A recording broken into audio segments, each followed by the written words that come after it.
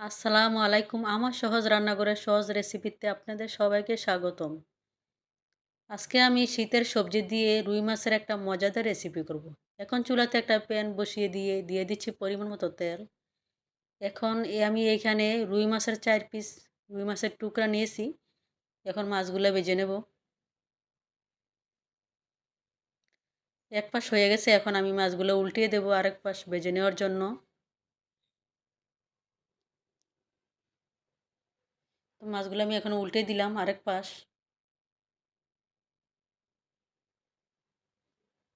ভাজা হয়ে গেছে, আমি এখন মাছগুলো উঠিয়ে নেব।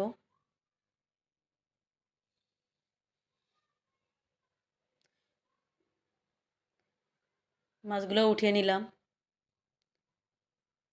এখন আর একটু তেল তেল দিয়ে দিব প্যানে। তেল দিয়ে এখন আমি দিয়ে দিচ্ছি 4টা শুকনা মরিচ। শুকনা মরিচ একটু ভেজে নেব, হালকা ভেজে নিলাম। তারপরে দিয়ে দিচ্ছি পেঁয়াজ কুচি। পেঁয়াজ কুচিটা একটু ভেজে নেব হালকা।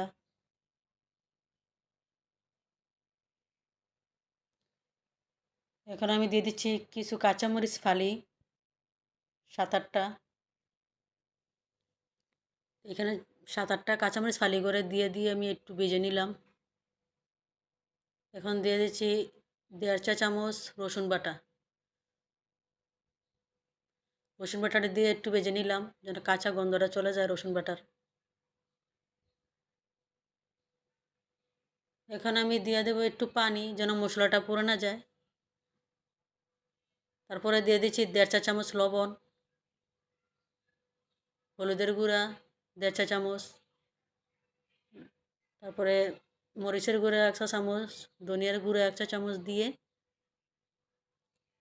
তারপরে আমি মশলাটা এখন কষিয়ে নেব ভালো করে। তো প্রতিটা সবজির একটা নিজস্ব স্বাদ আছে, আমি বাড়তি কোনো মশলা এখানে ইউজ করব না।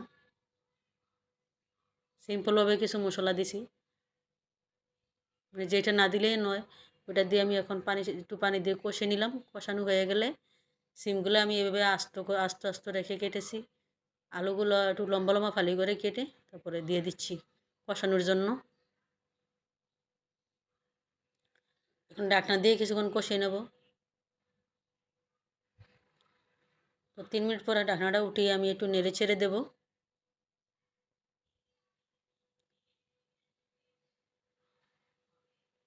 আর শীতের সবজি সিম্পল মশলা দিয়ে রান্না করলে বেশি মজা লাগে। ঢাকনা দিয়ে আবারও কষিয়ে নিলাম। এখন আবার একটু নেড়ে ছেড়ে দেবো। এই এই মুহূর্তে দিয়ে দেবো টমেটোগুলা। এখানে আমি 2টা টমেটো 8 টুকরা করে নিয়েছি। টমেটোগুলো দিয়ে আমি একটু কষিয়ে নেব ঢাকনা দিয়ে যেন কাঁচা গন্ধটা চলে যায়। ঢাকনা উঠিয়ে আমি একটু এখন দিয়ে দেবো নেড়ে ছেড়ে পরিমাণ মতো পানি পানি দিয়ে দিচ্ছি। পানি দিয়ে একটু নেড়ে ছেড়ে